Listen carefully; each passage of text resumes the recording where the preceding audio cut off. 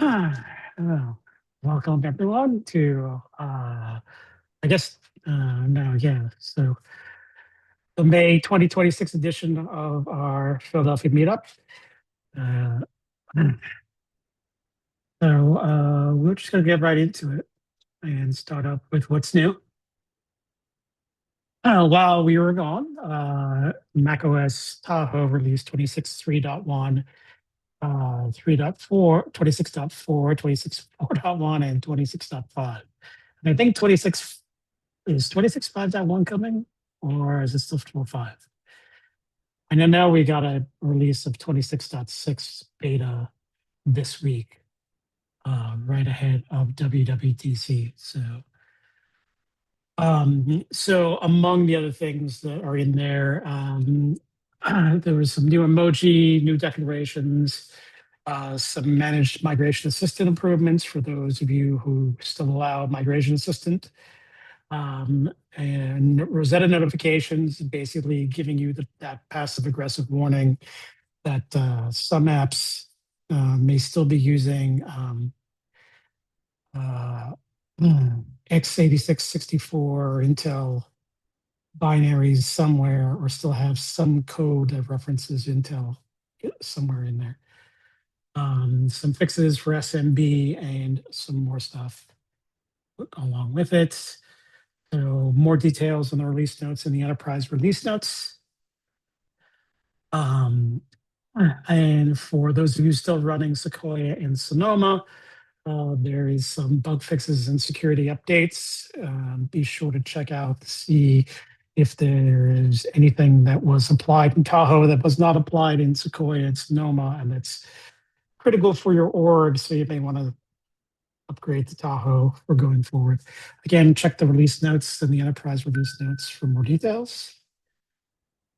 And moving on, some particular items of interest, Monkey 7.1 was released, and 7.11 and 7.12. This adds the ability for Monkey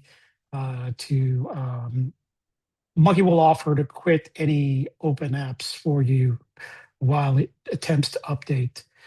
And it also, if you have the keys set correctly, it will also retry any downloads that you may have gotten interrupted. I think up to a total of 10 times. Is that right? Something like that. I haven't messed with it, honestly, but I think so. Yeah, Um, I think it yeah. starts it over again though. It doesn't resume. Right. Right. It doesn't resume. It just tries again, which is good enough. So You don't have to I wait the haven't full hour for encountered. the next check-in. Yeah, so I've enabled both on mine, and the offer to quitting reapps, just having Monkey doing that is, I think, is a huge UI win for what we're doing over here, and I think that's probably going to be a huge UI win for most folks. Uh, let's see what else. And yeah, there was a lot of like nothing happening with Monkey Report until 5.81 was released. What was it, like a couple weeks ago now? I think it was this past week. Was it this week? That's how Yeah, busy I am. Yeah, I forget now. so yeah, there was, if you had been looking at it before, like I think what was the version of Python was kind that they were recommending was kind of old. Was it like 3.9 or 3.8 still? Why am I saying it was like 3.8? One of those, yeah. It was an older version of macOS Python. A lot of the modules Right. were out of date. The Yeah, post yeah. So a lot of work had to be done. the post flight script was still written in Python 2, and so it was converted to shell, but you had to do a workaround in order to get the new post flight script out to your clients because Right. so it's now rolled into 5.8.1. Yeah. And the other big thing I think is Microsoft is now uh, supporting PSSO registration during enrollment, which for everybody who's a Microsoft shop, they can now enable that on either the app or Intune or whatever else if they have an Entra integration and want to try out PSSO. or at least the PSSO during setup. I got it working in our pre-environment or Intune pre-environment, and it's a much better experience because you don't have to, um, because it walks you right through the registrations, so you don't have to nag the users to register, and that's at least for us the registration notification wouldn't ever really pop up in front of the viewer. You had to go dig for it in Notification Center. So that was not great. 'Cause lots of people missed it. There's also a script that they released. If you go into the Microsoft GitHub, one of the Microsoft GitHubs, I'll pick up the link and post it in the chat later. Um, there's a script they can run that will actually auto accept the passkey, so the user doesn't even have to do that bit. I will share that when I get a chance. Moving along to conferences. So Macaduck 2026 was, the videos are online. I think that was what, like 2 weeks ago that was, or last week or something. It was really recent. It just got done. Macadmin's Europe videos are online for that. Upcoming, Mac DevOps YVR, which is Montreal, in Montreal this year, not Vancouver. The registration is still open for that. PSU Mac and Mins registration is still open for that, as far as I know. And I think the Penn Stater is still open. I haven't heard that it's been booked yet. So it's a reminder to myself to get everything booked, even though I'm still waiting for approval. So, and of course, JNUC in September this year, also in Kansas City. Registration is open.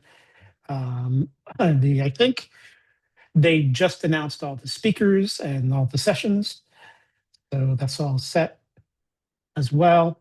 And then later on, Max Sysadmin is coming up. Of course, in about a little less than 2 weeks now, I guess, we will have WWDC this year, 27. So that's coming up. Yeah, and that's pretty much all the slides we have at this point. So anything else we want to bring up for this in case we want to start talking NDA stuff? As is always the case for one of these. Anything that we missed that might have been an item of interest or anything like that?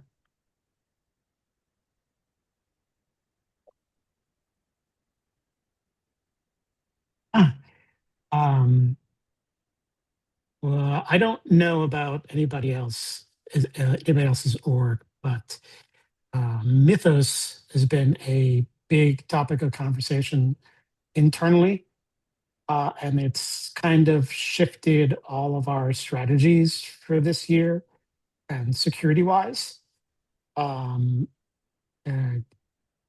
Essentially, we are, among the other things, like we had been planning to go to N only this year anyway, but the Mythos is now Mythos with all like the vulnerabilities, and it's pretty much scared a lot of people enough that they want things to happen, be patched as soon as possible now.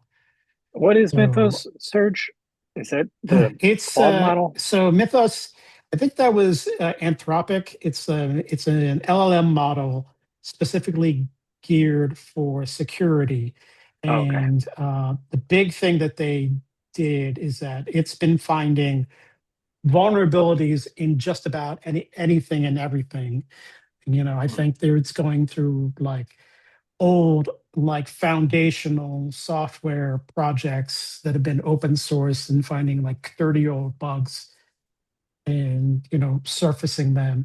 And one of the things that it does is, because it's an LLM, it'll write an exploit for that bug. So I think it's Anthropic or one of those.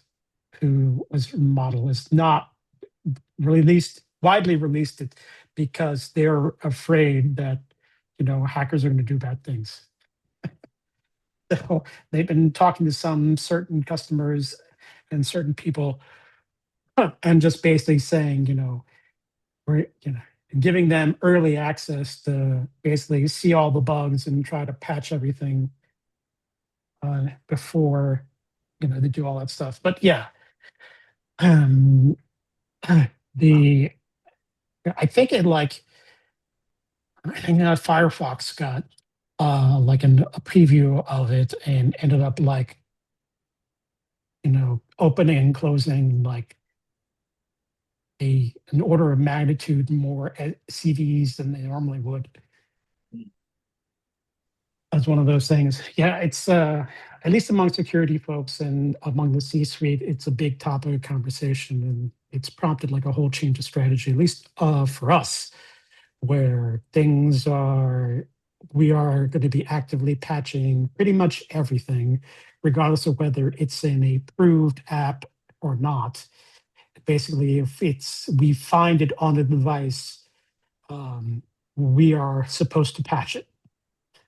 So it's going to be a lot of discovery, at least for our side, to find out what people have been installing, because our users are admins, so they can pretty much install whatever the hell they want.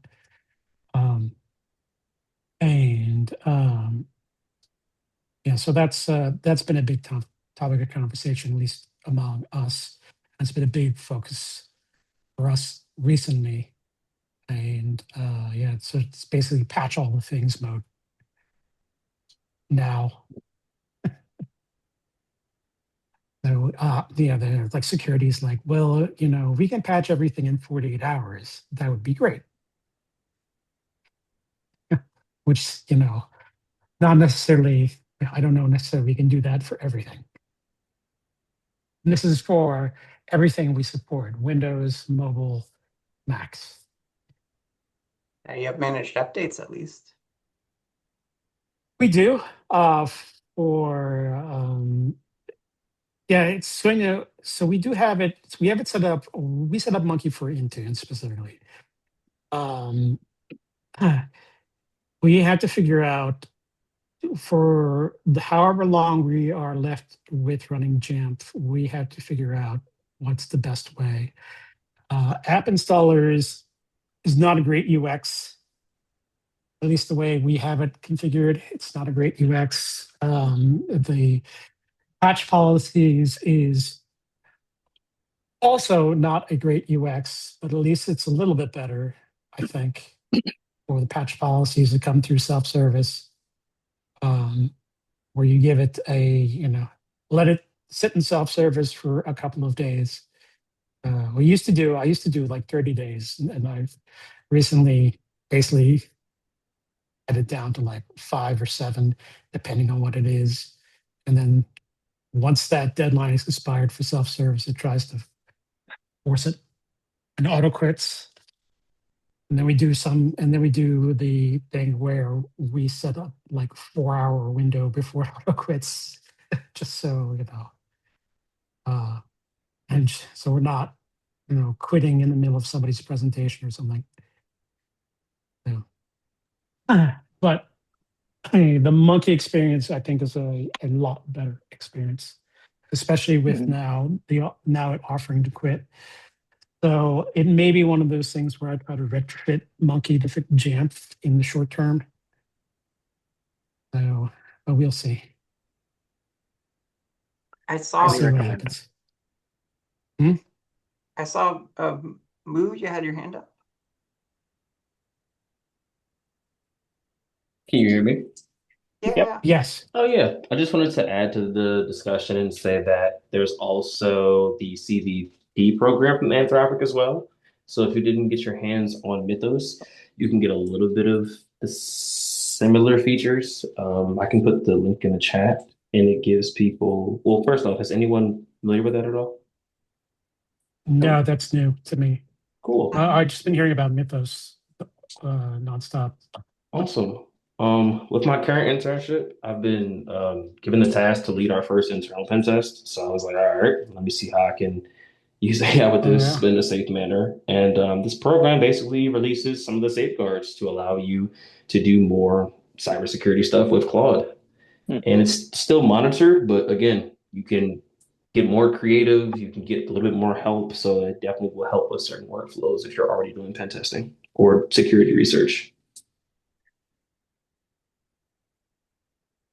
Cool. Sweet. This looks Speaking of, nice. No problem. With Microsoft, you don't need AI. You just need a disgruntled employee to release a backdoor to your whole encryption scheme. That's something we've been playing around with oh, lately. The yellow key. oh, Yellow Key. Yeah, I mean, yeah, Yellow key is fun. that's also been a hot topic of conversation Yeah. as well. And I know there's been a lot of discussion on whether or not that was an actual backdoor put there by Microsoft, but I don't know if that's true or not. I don't know either. I mean, it wouldn't surprise me, Because it behaves honestly. very much so like a backdoor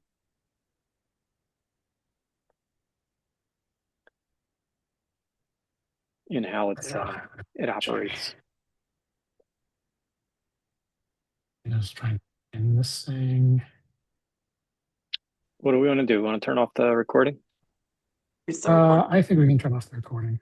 Oh, we are. Okay. I think we're still recording, yeah. Let me stop.